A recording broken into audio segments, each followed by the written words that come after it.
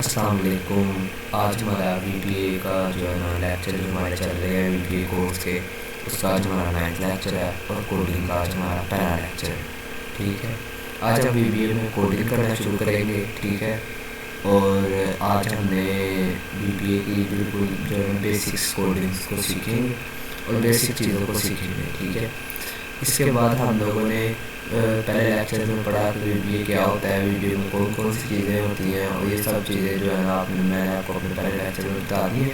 और मैंने अपने बेल आइकन जो है ना बेल आइकन में भी आई बटन में भी दे दिए हैं, जो आप देख सकते हैं मेरी पूरी प्लेलिस्ट। ठीक है, आइए हम VBA की स्क्रीन पर चलते हैं। ये बिल्कुल बेसिक की स्क्रीन है। ठीक है, इसमें मैंने एक फंक्शन ऐड किया हुआ है मॉड्यूल 1 में, मैसेज बॉक्स। ठीक है, इसके बाद मैं आपको समझाता हूँ। इसको हम खत्म करते हैं यहाँ से। यहाँ पे एक मैसेज बॉक्स नहीं बना देता हूँ। यहाँ पर हम देखेंगे नीचे हम बता रहा है कि यहाँ ये सेक्शन है, इसमें हमने अपना जो है मैसेज बॉक्स बताना है। यहाँ पर हमने अपने मैसेज बॉक्स का स्टाइल बताना है। ठीक है, अब ये मैं आगे आपको बताता हूँ कि क्या करना है यहाँ पे। ठीक है, ठीक है, यहाँ पर हम लिखते हैं नोटिफिकेशन में इन द नेम ऑफ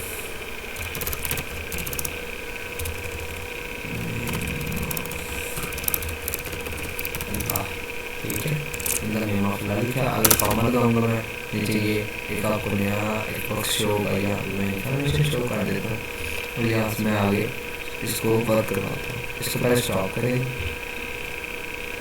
उसके बाद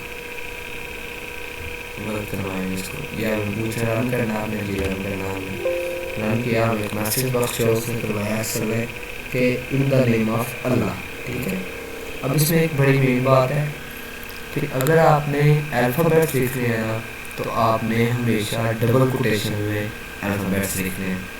ठीक है, जब अगर आपने अल्फ़ाबेट्स नहीं ना लिखने तो आपने डबल कोटेशन लगाने की कोई ज़रूरत नहीं है। अगर न्यूमेरिकल वैल्यू लिखनी है तो न्यूमेरिकल वैल्यू लिखेंगे तो उसके अंदर डबल कोटेशन का कोई रोल नहीं होगा। देखिए मैं आपको दिखाता हूँ, 1 2 3। ठीक है, हम इसको रन करते हैं। 1 2 3 तो शो कर दिया डबल कोटेशन जो गया है। ठीक है, अगर मैं यहाँ पर लिखता हूँ in the name of Allah,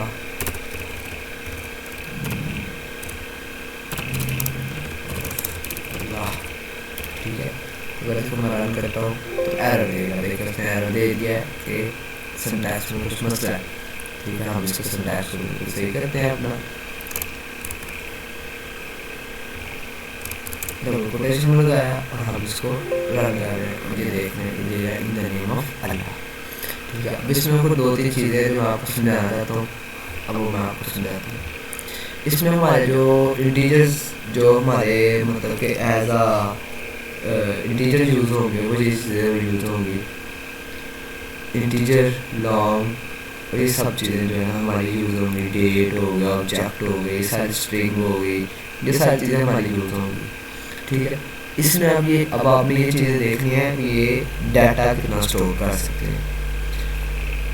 integer जो है ना ये 2 वर्ड्स यूज़ करता है। ये हमेशा आपको ज़्यादा इंटीजर और लॉन्ग और स्ट्रिंग यूज़ होगा। डेट जो है वो बहुत कम यूज़ होगी अगर आपने कोई फॉर्म वगैरह बनाना है, कोई चीज़ करनी है, बाकी चीज़ें उसमें यूज़ होती हैं। ठीक है, इंटीजर में 2 वर्ड्स से डाटा स्टोर हो सकता है। ठीक है, मतलब कि -32,768 से लेके 32,767 तक डाटा इसमें स्टोर हो सकता है। इतने लफ्ज़ या इतनी चीज़ें इसमें स्टोर हो सकती हैं।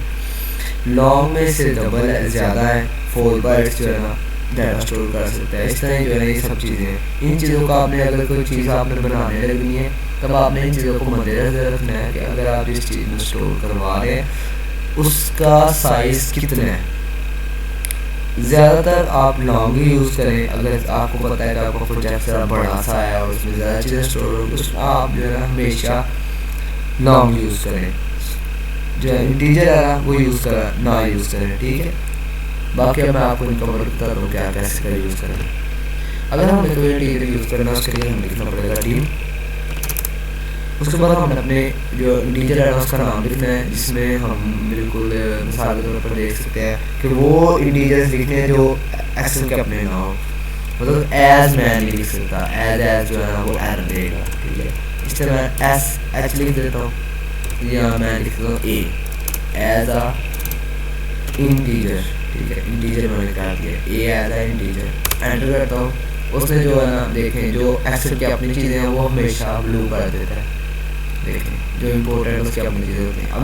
अब इधर मैं ना ए की वैल्यू सेट कर लूँ, ए इज इक्वल करूँगा मैं 1 2 3, ठीक है, 1 2 3 कर दिया। अब ये देखें ए की इज इक्वल 1 2 3 कर दिया। अब यहाँ पर मैं करता हूँ, इसको चेंज कर देते हैं हम यहाँ।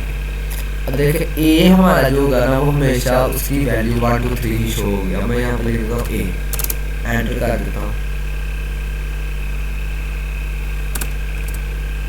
ए लिख दिया मैंने यहाँ पे, ठीक है। अब ये हमेशा ए की वैल्यू 1 2 3 शो करेगा, ठीक है। अब मैं अगर यहाँ से ए की वैल्यू 3 2 1 कर दूंगा तो ये 3 2 1 ही शो करेगा, देखें 3 2 1 शो कर रहा है ए की वैल्यू। आपने इस चीज़ को ध्यान रखना है कि आपने पहले एक चीज़ में वैल्यू स्टोर करवा लेनी है, उसके बाद आपने कोई और काम करना है, ठीक है। ये हमारा आज का लेक्चर जो है ना इतना हो गया, ठीक है। आज मैं बस आपको ये बताना था कि मैसेज बॉक्स और इंटीजर वगैरह में कैसे आप शो करवा सकते हैं, ठीक है। आप कैसे स्टोर करवा सकते हैं अपना डाटा, ठीक है। जज़ाकल्लाह, इंशाल्लाह नेक्स्ट लेक्चर में आप सबसे मुलाकात होगी। आगे से हमारा सारा पार्ट्स विजुअल बेसिक पे ही होंगे, ठीक है। ओके, अगर आपने नहीं देखा मेरे लेक्चर्स तो आप मेरे लेक्चर्स को जो है ना मेरे आई बटन में मैंने पहले भी आपको मैंने दे दिए हैं, वहाँ से आप मेरे लेक्चर सारे देख सकते हैं। ओके, जज़ाकल्लाह, शुक्रिया। मेरे पास एक बुक भी है विजुअल बेसिक के ऊपर, अगर आप वो भी लेना चाहते हैं तो आपको मुझे पहले बताया है मेरे ईमेल या नंबर पर रब्ता करें मुझसे, मैं आपको वो बुक PDF सेंड कर दूँगा, आप उससे जो है ना प्रैक्टिस कर सकते हैं, ठीक है। जज़ाकल्लाह।